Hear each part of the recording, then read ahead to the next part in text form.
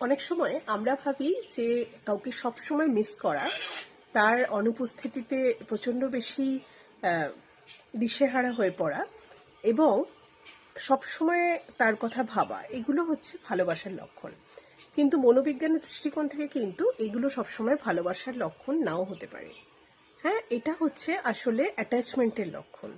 ঠিক আছে, এবার আমি বলবো যে ভালোবাসা থেকে অ্যাটাচমেন্ট কেন আলাদা এবং আপনি কিভাবে বুঝবেন যে আপনার সঙ্গে কোনটা হচ্ছে। ভালোবাসা হচ্ছে কারোর উপস্থিতিতে নিরাপদ বোধ করা।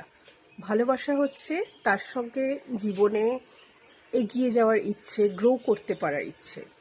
তাকে কাছে পেলে আপনার জীবন আরও সুন্দর হবে, এরকম ভাবনা। আর অ্যাটাচমেন্ট হচ্ছে তার অনুপস্থিতি আপনাকে প্রচণ্ড বেশি কষ্ট দেয়। তার অনুপস্থিতিকে আপনি মেনেই নিতে পারেন না। হ্যাঁ, তাকে পেলে তার কোয়ালিটি আর আপনার কোয়ালিটি কতটা ম্যাচ করছে, তাকে পেলে আপনার জীবন কিভাবে পরিপূর্ণ হবে, এই চিন্তাটার থেকেও বেশি আসে হচ্ছে গিয়ে যে তাকে ছাড়া আমি থাকতে পারবো না, তাকে ছাড়া আমি কিছুতেই একটা সুন্দর জীবন কাটাতে পারবো না।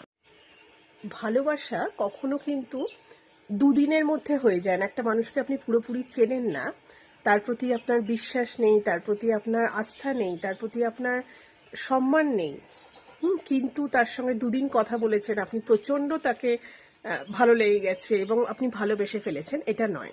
তার মানে হচ্ছে গিয়ে সেই মানুষটা এমন কিছু আপনার মধ্যে ট্রিগার করছে যেটা আপনার অনেক ওল্ড একটা প্যাটার্ন, আপনার পুরনো কিছু সম্পর্কের ক্ষত, সেই জিনিসটা আবার এই সম্পর্কের মধ্যে, এই মানুষটার মধ্যে ফিরে আসছে। তাই জন্য এই মানুষটাকে দুদিনের মধ্যেই আপনার প্রচণ্ড বেশি ইন্ডিসপেন্সেবল মনে হচ্ছে এবং আপনি অ্যাকচুয়ালি একটা ফিক্স চাইছেন, একটা কুইক ফিক্স চাইছেন।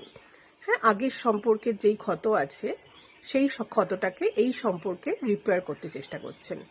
ধরুন আপনি যখন ছোট ছিলেন, আপনার বাবা মা আপনাকে কখনো প্রচণ্ড বেশি ভালোবেসেছে, আবার কখনো হয়তো খুব বেশি মানে একই কাজে খুব বেশি বকেছেন, দূরে সরিয়ে রেখেছেন। এটা কিন্তু অনেক সময়ই আমাদের সঙ্গে হয়। কখনো আমাদের প্যারেন্টরা প্রচণ্ড বেশি আমাদেরকে সেফ ফিল করান, লাভড ফিল করান, আবার কখনো কখনো একই মানুষ আমাদেরকে প্রচণ্ড বেশি অবহেলা করেন। এটার জন্য কি হয় যে আমরা বুঝতে শিখি যে ভালোবাসাটা আসলে নিরাপদ নয়।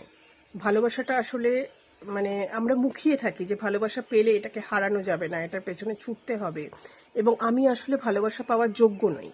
হ্যাঁ, তাই জন্য আমাকে আরও বেশি চেষ্টা করতে হবে, অনেক কিছু মেনে নিতে হবে, মেনে নিয়েও আমাকে কিন্তু আমার ভালোবাসাটাকে আঁকড়ে ধরতে হবে। এইটা হচ্ছে অ্যাটাচমেন্ট স্টাইল। এটা একটা পুরনো ক্ষতর জায়গা থেকে আসছে, যেটা কিন্তু আপনি যদি ক্যারি করেন তাহলে কিন্তু আপনার জীবনে এটা বারবার বারবার হবে।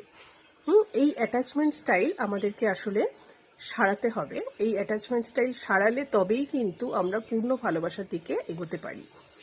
আর ভালোবাসা হচ্ছে গিয়ে সব সময়ই কিন্তু বিশ্বাস, আবেগ, নিরাপত্তা এগুলো দিয়ে তৈরি হয়। ভালোবাসা কখনোই এরকম হয় না যে তার অনুপস্থিতির কাছে আপনি প্রচণ্ড বেশি মানে ডেসপারেট ফিল করছেন তার অনুপস্থিতিতে। বা ভালোবাসাতে আপনি দেখবেন যে আপনি যেই মানুষটাকে ভালোবাসেন তাকে আপনি সত্যিকারের অনেকটা জানেন। হ্যাঁ, আপনি সত্যি সেই মানুষটাকেই ভালোবাসেন। কিন্তু অ্যাটাচমেন্টে কি হয় যে অনেক সময় কিন্তু সেই মানুষটা অ্যাকচুয়ালি আপনার একটা কল্পনার বস্তু থাকে। হ্যাঁ, তার রিয়েল লাইফের সঙ্গে আপনি যাকে ভাবছেন তার অনেকটা ডিফারেন্স থাকে, আপনি অনেক কিছু অ্যাজিউম করে নেন। হ্যাঁ, সুতরাং ভালোবাসার কিন্তু রিয়েল মানুষটাকে আপনি অনেক বেশি বোঝেন, কিন্তু অ্যাটাচমেন্টে সবসময় কল্পনার দিকটা অনেক বেশি থাকে। রিয়েল মানুষটাকে হয়তো আপনি খুঁজেই পান না বা খুঁজতে চেষ্টাও করেন না, কারণ আপনার ভয় থাকে যে আপনি হারিয়ে ফেলবেন। তো পরের বার যখন আপনার মনে হবে যে আপনি দুদিনের মধ্যে কারোর প্রতি প্রচণ্ড বেশি অবসেসড ফিল করছেন, একটু থেমে যাবেন। সম্পর্কটাকে একটু পজ দেবেন, একটু ভালো করে ভেবে দেখবেন যে এই মানুষটা আপনার জীবনে কি আনছে এবং আদৌ আপনি এই মানুষটার সঙ্গে গ্রো করছেন, নাকি শুধুমাত্র এর অনুপস্থিতি আপনাকে প্রচণ্ড বেশি ব্যাকুল করে তুলছে। সেইটা ভেবে তারপরে পরবর্তীকালে এগোবেন।